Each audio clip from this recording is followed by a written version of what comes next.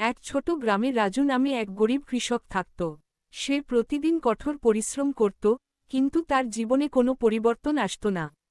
এত পরিশ্রম করি তবুও কিছুই বদলায় না।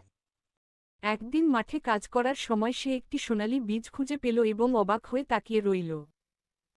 এটা কেমন বীজ? আগে তো কখনো দেখিনি। সে বীজটি বাড়িতে এনে রোপণ দিন পর একটি ঝলমলে জাদুকরী গাছ জন্ম নিল।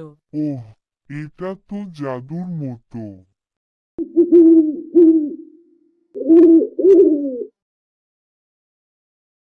এই গাছটা আমাকে দাও, আমি তোমাকে অনেক টাকা দেব।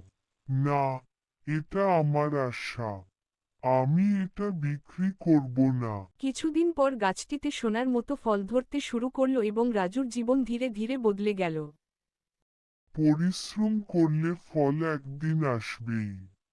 রাজু সুখে জীবন কাটাতে লাগল এবং বুঝতে পারল পরিশ্রম আর আশাই জীবনের আসল শক্তি। এটাই আমার জীবনের সবচেয়ে বড় শিক্ষা।